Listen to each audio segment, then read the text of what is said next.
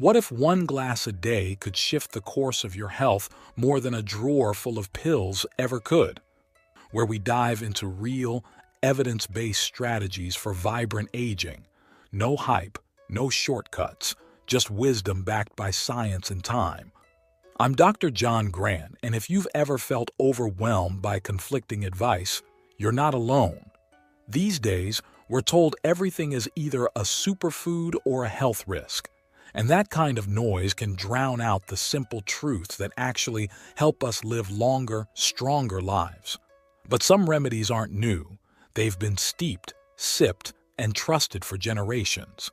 And today's guest knows exactly which are which, because he's over 100, still walks every day, and continues to treat patients using the healing power of food, movement, and tradition. He's seen more than a century of health trends come and go, and more importantly, he stayed strong through them all. Dr. Hinohara, it is a true honor to have you with us again.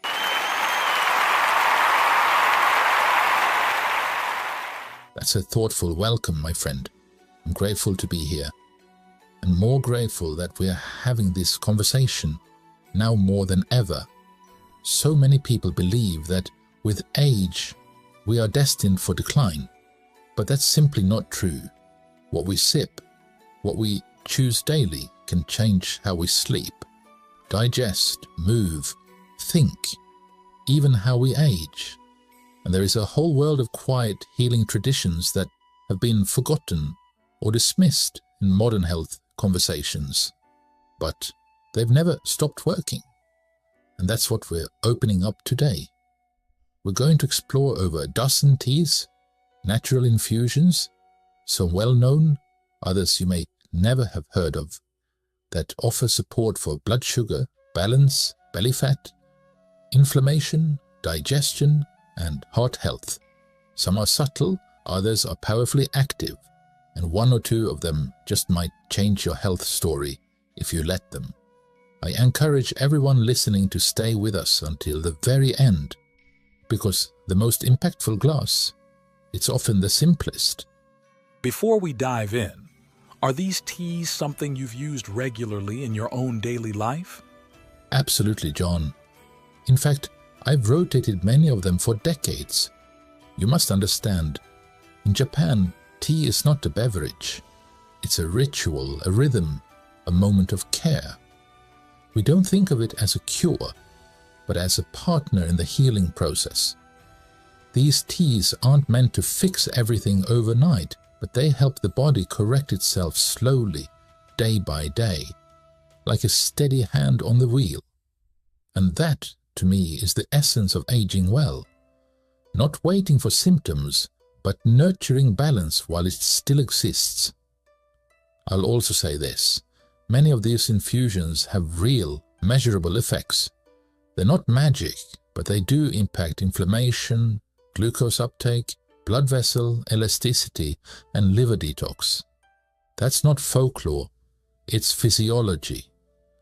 And for seniors whose systems are often under more strain, these small, consistent practices can mean the difference between surviving and thriving. That reminds me of a patient I saw not too long ago.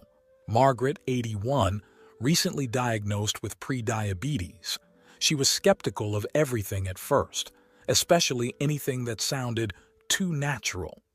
But she started drinking a small cup of hibiscus tea each morning, just as something gentle to add to her routine. Within weeks, her blood pressure started to come down, and more than that, she felt proud, like she was participating in her own healing.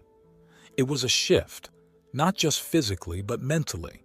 And it made me wonder, why do these teas seem to support the body in ways that go beyond just numbers on a chart? The body isn't a machine, John. Yes, it's a garden. And like any garden, what you feed it, what you water it with, changes how it grows, how it repairs, how it endures. These teas, in their purest form, are nourishment more than intervention. They support the body's own intelligence. In fact, a recent study from Osaka University found that certain herbal infusions like green tea, dandelion, and mulberry leaf activate pathways in the body associated with cellular repair, reduced inflammation, and improved insulin sensitivity.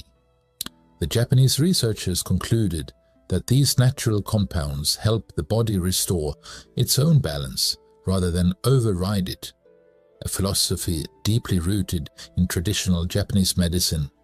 That's a powerful way to frame it. Not forcing, but assisting. Exactly. They don't override the system, they nudge it gently back into rhythm. But how do we know when something natural is actually helping and not just comforting? That's where observation becomes everything. We don't measure health only by symptoms, but by patterns over time. So you're watching how sleep changes, how digestion improves, even how someone feels in the morning. Yes, and whether their body feels more like home. That's the beauty of these infusions. Many are subtle, but some have very active effects, even at a single cup a day. It's incredible how something as simple as steeping leaves in water can do so much. And it reminds me that the word simple doesn't mean ineffective. Sometimes it means timeless. So let's get specific. Over the next stretch, I'd love to walk through some of the teas that offer real, science-backed support for seniors. Let's start with the ones that show the most promise for blood sugar, belly fat, and heart health, the heavy hitters. We'll begin with the teas that I call the heavy lifters, the ones that do the quiet, difficult work the body often struggles with as we age. These are the teas that influence blood sugar, belly fat, inflammation, and circulation, not because they're trendy, but because they've consistently delivered under scrutiny. And the first among them is rosemary. Not flashy, not rare, but deeply effective when used regularly. That's interesting, because rosemary is usually thought of as just a kitchen herb, not something with clinical value. And yet it has one of the most powerful profiles for vascular support. Its active compounds improve blood flow, reduce low-grade inflammation, and even assist in balancing blood sugar. These effects aren't isolated, they're interconnected. Are you saying that circulation and blood sugar are more linked than we think? Very much so.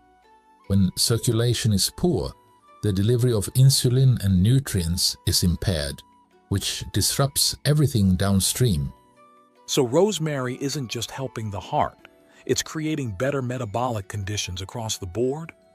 Exactly. And its compounds have also shown potential in protecting liver tissue, which is a major player in glucose regulation. That brings to mind something a lot of people don't realize. Our metabolic health isn't just about carbs or calories. It's about systems working in sync. A healthy liver, flexible blood vessels, regulated inflammation. It's all part of one story. And that's what these teas help with. Let's keep going. What's next on your list? The second is bay leaf and clove, a combination that works like a quiet regulator in the body. Bay leaf lowers insulin resistance, while clove supports metabolic rhythm and protects cells with its antioxidant power. Together, they help the body use glucose more wisely, especially after meals. That's fascinating. So it's not about removing sugar entirely, but improving how we handle it. Exactly. Sugar isn't the enemy, imbalances. And these herbs gently reintroduce balance without strain. That balance seems especially important for seniors, where even small shifts can have bigger consequences. Yes, and both ingredients also calm the digestive system. They reduce bloating and gas, which indirectly affects blood sugar by improving nutrient absorption. So these aren't just sugar-focused, they're full-body allies. We tend to compartmentalize health, glucose here, digestion there, stress over in another corner. But the body doesn't work like that. One system affects another, and these teas show us that integration. Which brings me to the third, What about teas that deal with deeper inflammation and liver stress? Carcadia is that kind of tea, deeply bitter, but deeply cleansing. It's been used traditionally to support the liver, and now we see why. It helps reduce insulin resistance and promotes detoxification at the cellular level. The liver, after all, is central to both fat metabolism and blood sugar control. And when the liver's overloaded, everything else starts to lag behind, doesn't it? Yes, the body can't regulate glucose properly, and inflammation rises silently. That's when fatigue, cravings, and belly fat start creeping in. So in some ways, a strained liver is an invisible disruptor. We don't feel it until it's already shifted how the whole body operates. Exactly. Carcadia tea gently relieves that burden, giving the liver space to recalibrate. That's a subtle but important distinction. It's not pushing the body, it's helping it reset. So now we've touched on 3 heavy hitters: rosemary, bay, and clove, Carcadia, all powerful in their own ways. But what happens when we need more than just metabolic help? What about the teas that also address stress, sleep, and digestion, the ones that tend to the rest of the picture?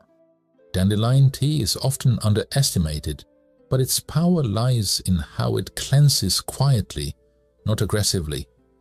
It stimulates liver and kidney function simultaneously, which means it supports both detoxification and fluid balance.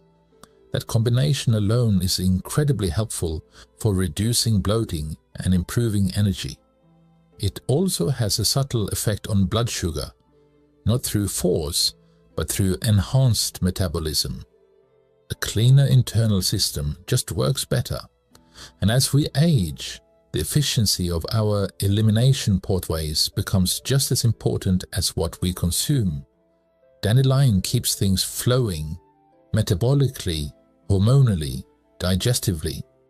It's incredible how often those subtle things, the ones that don't promise overnight miracles, are the ones that truly restore rhythm.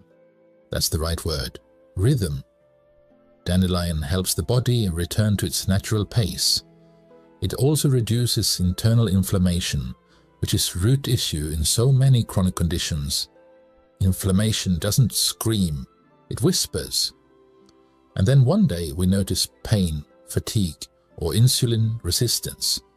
Supporting organs like the liver and kidneys helps prevent that tipping point, and for seniors, reducing systemic inflammation also protects cognition, not just blood sugar. People think of detox as something extreme, but real detox is gentle, daily, and sustaining. That's what this tea supports. So would you say the benefits build over time rather than showing immediate change? Exactly. Consistency is the medicine. And with something like dandelion, it's often not the taste that hooks people, it's how they feel a month later. That long-view mindset is something we rarely talk about in Western medicine. We look for changes in lab numbers, weight, or symptoms within weeks, but we overlook subtle, slow restoration. The kind that improves sleep quality, digestion, or even mood. And those are markers of healing just as real as any number. Speaking of that, I'd love to shift now to teas that offer calm and clarity. Ones that work not just on the body, but on the nervous system. Chamomile is a tea of restoration, not just for the body, but for the nervous system. It lowers cortisol gently, which helps stabilize blood sugar and calm the heart. And perhaps more importantly, it supports deeper, more regenerative sleep. That's something many of my older patients struggle with. They sleep, but don't wake feeling rested. Yes, and without restful sleep, everything becomes harder. Digestion, memory, even emotional regulation. Chamomile prepares the system to heal during the night, which is when most repair actually happens. So even though it's often dismissed as a bedtime drink, it's doing more behind the scenes than we give it credit for. Much more. And because it also supports digestion, it reduces pressure on the liver and pancreas overnight. What I love about that is how it shows that calming the mind and aiding the gut are not separate things. When stress goes down, digestion improves. When sleep deepens, inflammation drops. All of it interlocks. And we have discussed teas that actively work on metabolism and inflammation at the cellular level. Yes, we've spoken about many teas today, but I hope listeners understand it's not just about what you drink. It's about how consistently, how mindfully, and how respectfully you treat your body. Each cup is a small act of care, a vote for your future self. And when those acts are repeated daily, they become something powerful. And I think that's what stays with me the most. Not just the science, but the rhythm of it all. The reminder that healing doesn't have to be complicated to be meaningful. Just one glass, one moment, one choice at a time. Dr. Hinohara, before we end, if you could leave our listeners with one line, one simple truth about aging well, what would it be? Drink simply, move gently, and love your body as it is. That's where vitality begins. That's beautiful. And honestly, it's something we all need to hear more often. Thank you again, Dr. Hinohara, for sharing not just your knowledge, but your lived wisdom. And to everyone listening, if today's conversation moved you, try one cup. Just one. Then see what happens.